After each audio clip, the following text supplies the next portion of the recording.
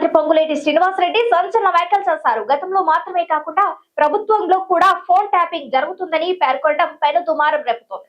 BRS నేతలు ఇంకా ఫోన్లు ట్యాప్ చేస్తున్నారని ఆరోపించారు. తాను మాట్లాడిన మాటలు బీఆర్ఎస్ నేతలకు ఎలా తెలుస్తున్నాయని ప్రశ్నించారు. ఫోన్ ట్యాపింగ్ కేసు తెలంగాణ రాజకీయాల్లో పెను సంచలనంగా మారిన సంగతి తెలిసిందే.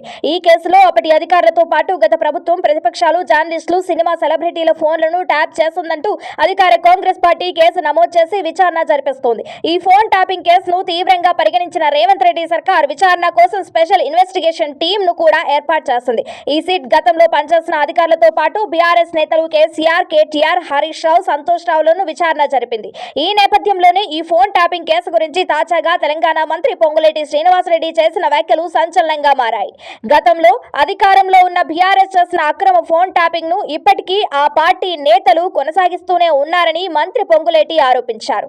బీఆర్ఎస్ నేతలు ఇంకా ఫోన్ ట్యాపింగ్ చేస్తున్నారనే అనుమానం ఉందని తెలిపారు. కొంతమంది వ్యక్తులు చట్ట విరుద్ధంగా ఇతరుల పర్సనల్ సంభాషణలు వింటున్నారని, ప్రజాస్వామ్యంలో ఇది తీవ్ర నేరంగా పరిగణిస్తారని పొంగులేటి శ్రీనివాసరెడ్డి పేర్కొన్నారు.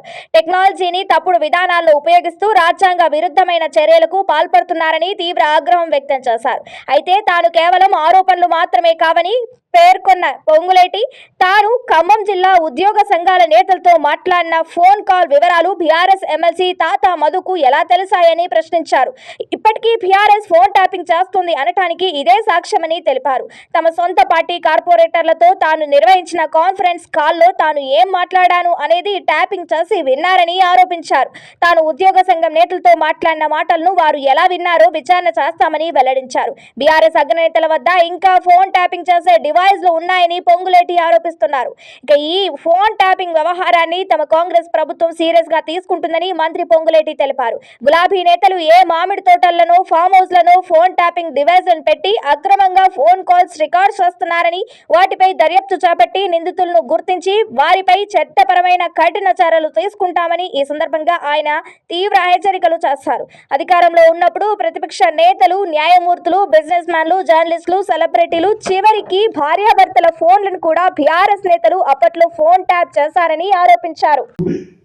సో ఈ వేదిక ద్వారా వారిని ఒకటే ప్రశ్నిస్తున్నాను.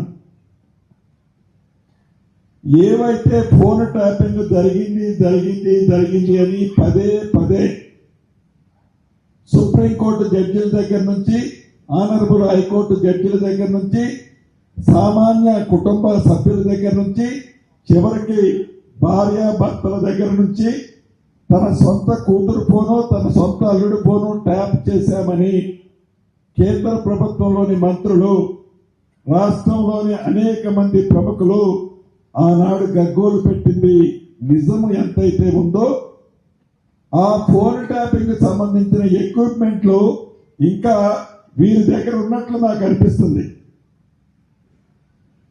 ఏదైతే నేను కాన్ఫరెన్స్ లో నేను తీసుకున్న కాల్ని నేను ఏం మాట్లాడానో అని మీరు అడుగుతున్నారో, వీరి దగ్గర ఫోన్ ట్యాపింగ్ చేసి ఉండకపోతే ఇప్పుడు కూడా చేస్తున్నారు.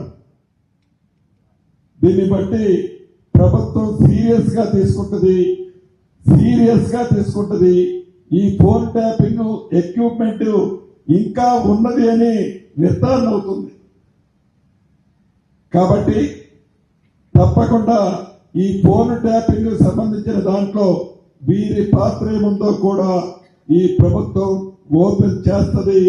ఇంకా ఎన్ని ఎక్విప్మెంట్లు ఏ మామిడి తోటలలో, ఏ ఫామ్ హౌసెస్ లో ఎవరు ఇంట్లో ఉండి ఇంకా దొంగతనంగా ఈ ఫోన్ ట్యాపింగ్ లో ఎంతమంది వింటున్నారో ఈ ప్రభుత్వం ఎంక్వైరీ చేసి వారిని కూడా